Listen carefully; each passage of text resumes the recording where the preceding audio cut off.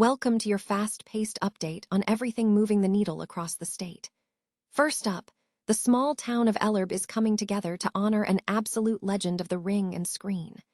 A new roadside marker is being dedicated to the one and only Andre the Giant, celebrating the life of the 7'4" superstar who called this community home for years before his passing.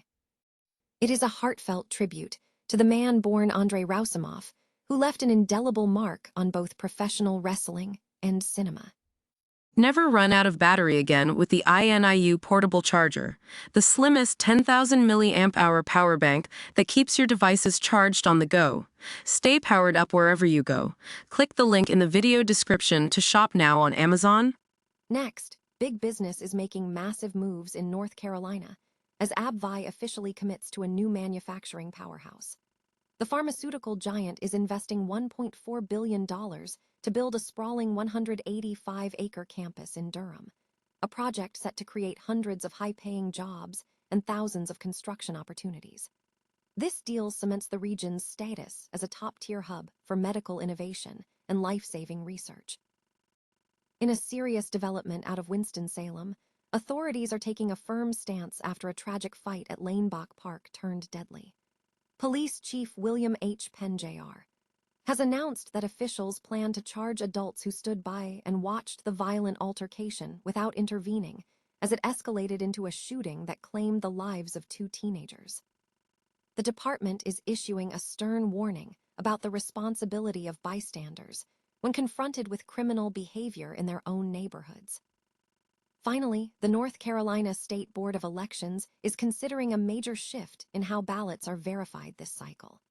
A new proposal could allow county boards to reject voter ID exemption requests with a simple majority vote instead of a unanimous one, sparking an intense debate between board members over potential partisan influence. Whether you want to stay updated on these stories or dive deeper into the local headlines, make sure you hit that subscribe button and tap the bell for instant notifications. What comes to mind when you hear the name Andre the Giant? Is it the unstoppable WWE villain, the 7'4" titan who shook the ring, or perhaps the lovable Fezzik from The Princess Bride? Well, it turns out that one tiny town in North Carolina remembers him as something even more special: a neighbor. In the sleepy community of Ellerbe, population just around 1,000, the locals are finally cementing his legacy with a brand new roadside marker. It is a fitting tribute to the man born Andrei Rousimov, who traded the chaotic glare of the global spotlight for the quiet, rolling pastures of his own North Carolina ranch. You see, while the world saw a terrifying force of nature, a man billed at a staggering 520 pounds, Ellerbe saw a resident who actually cared about their backyard. He was a pillar of the community, even stepping up in 1990 to fight against a radioactive landfill that threatened the town he loved. It is honestly heartening to realize that the same man who famously stood toe-to-toe with Hulk Hogan at WrestleMania III was just as comfortable tending to his cattle or wearing his massive size 26 cowboy boots around the ranch. Even though he passed away in 1993, his story has come full circle, as his ashes were eventually scattered across that very same land. If you ever find yourself driving near the intersection of NC Highway 72 and Old NC Highway 220, look for the sign that commemorates his life, his wrestling fame, and his Hollywood stardom. It serves as a simple reminder that no matter how larger-than-life you become, you can always find a place to call home. Have you ever visited a roadside marker that completely changed your perspective on a celebrity? Drop a comment below and let us know.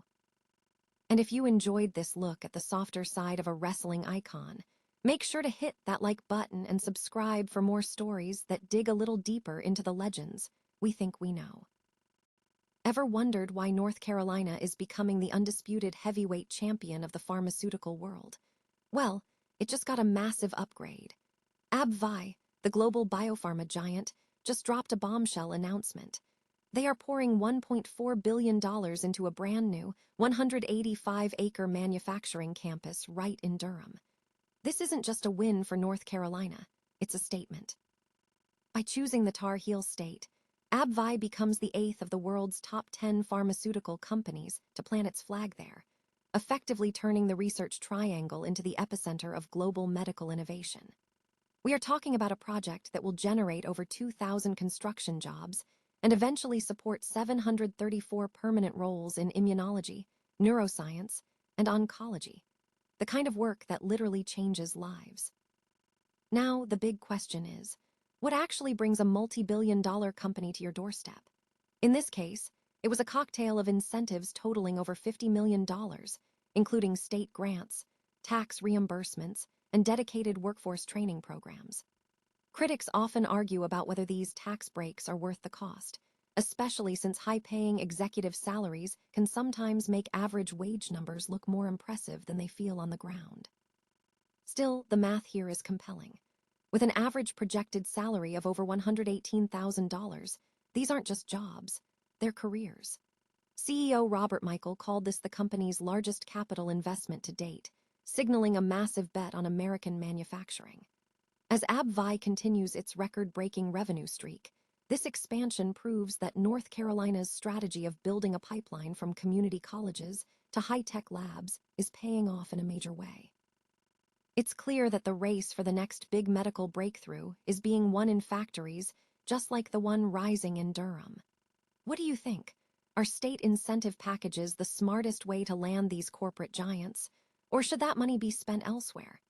Let me know your thoughts in the comments below, and don't forget to hit that subscribe button to keep up with the biggest moves in the business world. Remember, in a rapidly changing economy, the only thing worse than a missed opportunity is not knowing where to look for the next one. Imagine standing in a park, watching a group of teenagers clash, and thinking you are just a spectator. Now, imagine the police telling you that your silence might just land you in a jail cell. That is exactly the reality unfolding in Winston-Salem, North Carolina, right now, and it is sparking a firestorm of controversy. After a tragic brawl at Lanebach Park spiraled into a shooting that left 2 teens dead and 5 others injured, Police Chief William H. Penn Jr. dropped a bombshell.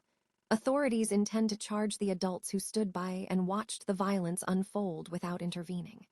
It is a bold, aggressive stance that hits right at the heart of the debate over personal responsibility versus legal reality. Chief Penn is sending a clear message that encouraging or even just enabling delinquent behavior will no longer be tolerated. But here is the massive legal hurdle. Is it actually a crime to mind your own business? Retired Judge Carl Fox argues that there is no legal duty for a private citizen to risk their own life by stepping into a potentially armed fight. He warns that trying to charge passive bystanders could lead to a wave of lawsuits against the police, simply because watching a crime isn't the same thing as committing one. While 18-year-old Joel Michael Gamble Tolliver has already been charged with felony child abuse for his direct role in the shooting, the question remains, where do we draw the line on accountability? Should we be forcing bystanders to act as amateur peacekeepers, or are we risking even more casualties by asking civilians to step into the line of fire? I want to hear from you. Should witnesses be legally required to intervene, or is the police chief overstepping his bounds? Drop a comment below with your thoughts. Hit that like button if you found this breakdown insightful, and make sure to subscribe so you never miss a deep dive into the stories that matter. Imagine walking into your polling place, ready to cast your vote, only to find that your path to the ballot box just got a whole lot steeper. That might be the reality for many North Carolinians this November, as the state's election board considers a major shakeup to how we handle voter ID exemptions.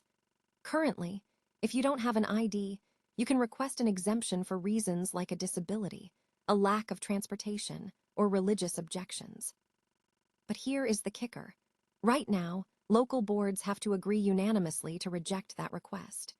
The new proposal, dropping that to a simple majority vote. Think about the implications of that for a second.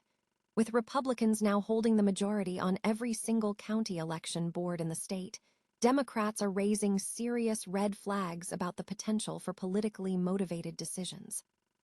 Board member Jeff Carmen didn't mince words, warning that partisanship has no place in such a critical process.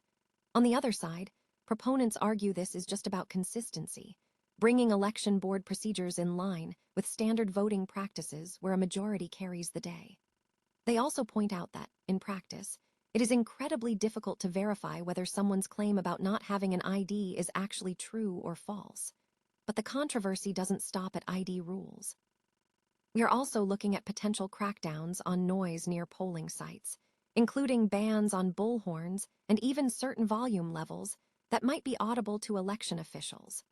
Whether these rules are seen as necessary peacekeeping measures or thinly veiled attempts to suppress voter enthusiasm remains a fierce debate. This is part of a larger, sweeping transformation of North Carolina's election oversight, including moves to verify citizenship status and major shifts in who controls the state's election machinery. It is a complex web of policy changes that could fundamentally alter the voting experience. As we head toward November, the stakes are undeniably high. What do you think? Is this a necessary step towards stricter security, or is the process becoming too restrictive for the average voter? Let us know your thoughts in the comments below, and don't forget to hit subscribe so you can stay updated on these shifting election rules. Your vote is your voice, and knowing how it is counted is the first step in making sure that voice is heard.